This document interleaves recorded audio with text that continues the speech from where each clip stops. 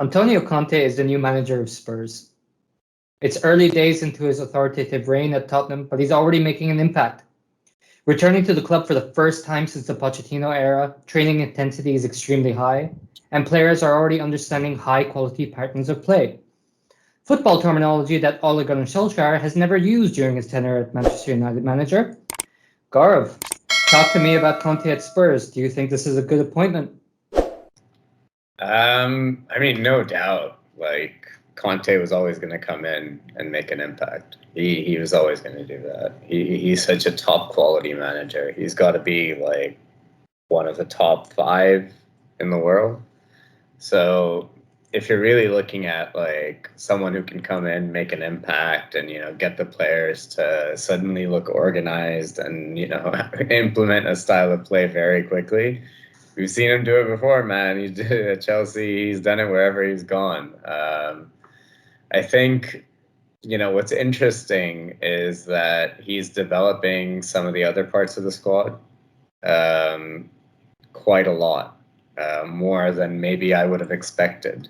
You would have obviously relied on you would have thought he would have relied on like Kane and Son and, like the big names. But he's also kind of like starting to breed in some of the other players, and that's really good to see, man. And it looks good for Spurs. But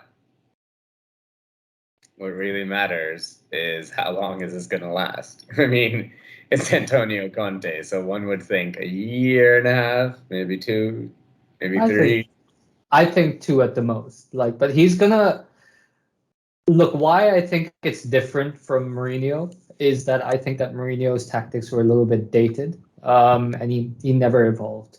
Whereas Conte, in the last 6 years, he demands so much from his players to the point where they actually describe being dead after his training sessions. The patterns of play are such high quality as well that it's won him leagues in England. After with a Chelsea squad that finished seventh. Admittedly, they were a title-winning squad, but they finished seventh the season before. He won it with Inter. He rebuilt Inter to something that was an amazing squad. They hadn't won a league in 10 years, and he had ousted Juve. That's very impressive. Yeah. So my only hope, really, is that Spurs are Spurs. And I mean, I'm hoping the Conte effect won't be as drastic as it was for Inter and Chelsea, but you never know. I think you're right. I mean, at the end of the day, the players that he's got there are still so scarred by being so useless for so long at pressure moments, right? Like, just as a Liverpool fan, it's easy to like point to the Champions League final, but like you could say Spurs didn't really show up that night. My view is we didn't really let them show up that night, but whatever. You could easily argue the other way, that they just didn't. It's probably a bit of both, to be fair. But look, Spurs have a reputation of not showing up in the big games, and like you've got to say that they've not won a trophy in a long time. And I'm just gonna correct you. They beat Vitesse. All right, 3-2. Okay, but go on. I just wanna correct you. But go on.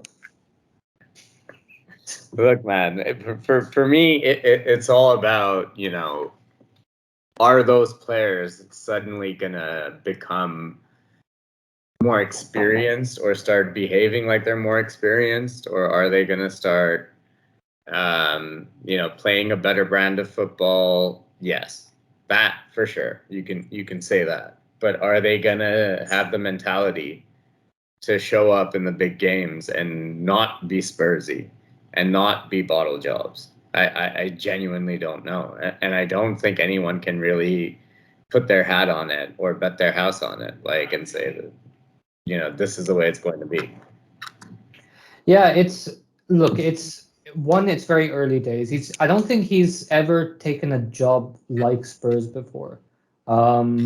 Whereas Inter have had their history, and I know they weren't a great club in the past. They're not an amazing club in the past 10 years, not where they should have been. But he changed that. But Spurs has historically been a club, I'm talking about the last 30 years, that has bottled it at every single opportunity.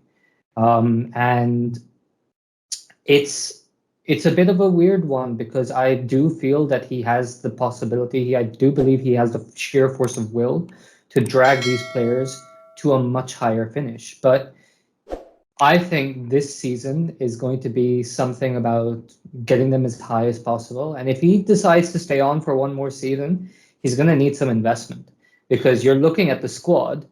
And to be honest, apart from Kane and Son, and Kane has been shit, I don't see any superstars in this squad, or I don't see any players who will really, really take Spurs over the line. Yeah, that's the thing.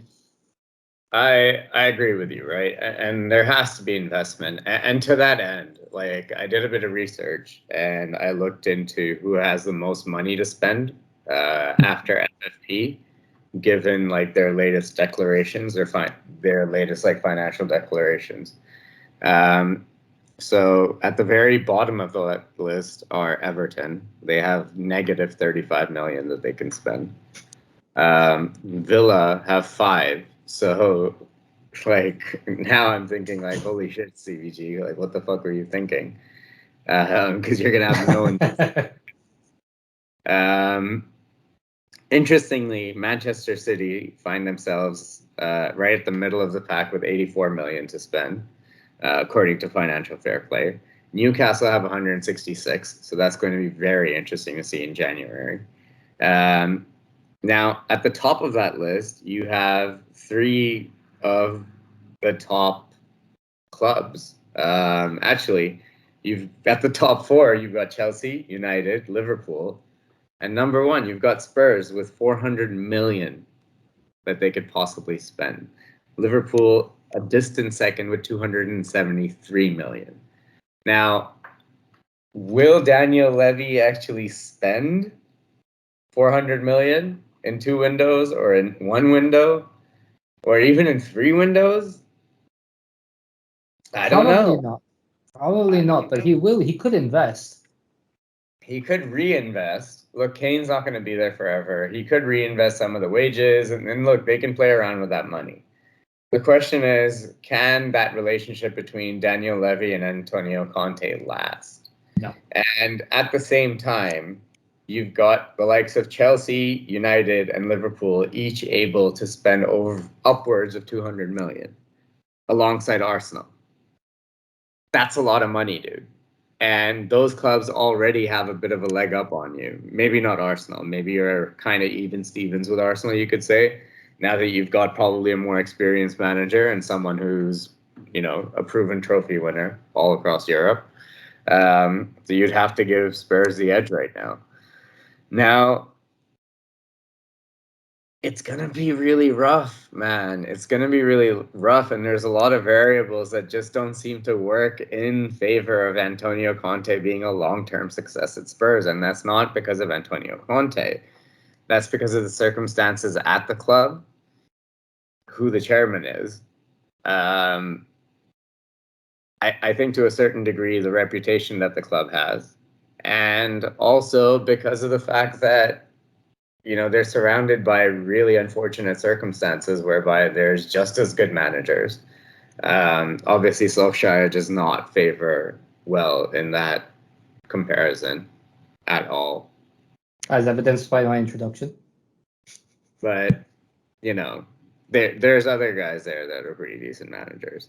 And, it's going to be rough. So it's going to be interesting to watch, but it's about those big games, man. And when Spurs start playing those big games, then we're going to see, has anything actually changed or not?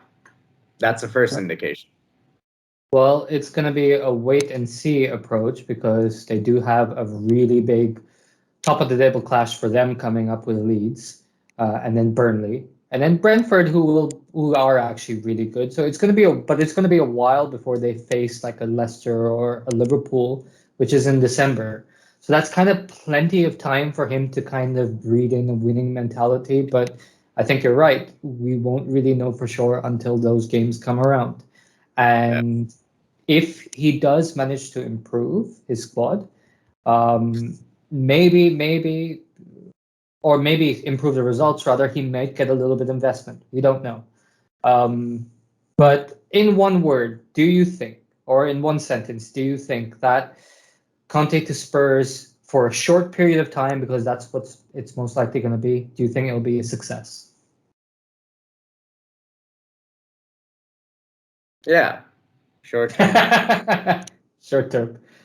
Short term, Right. absolutely, bro. That's the Antonio Conte effect. That's just the effect of having an inspirational figure at the club who is so passionate about what he does that he just fucking drags everyone along with him. The question is, can the sheer weight of his personality and passion drag along that club for long enough? All right. Well, I think that's a wait and see approach. Let us know in the comments what you guys think. Do you think Conte to Spurs will actually lead Spurs to success? And do you think that Spurs will stop being bottle jobs? That's the big thing. All right. Thank you guys for joining. We've been the Substitutes. We'll see you guys next time. Cheers.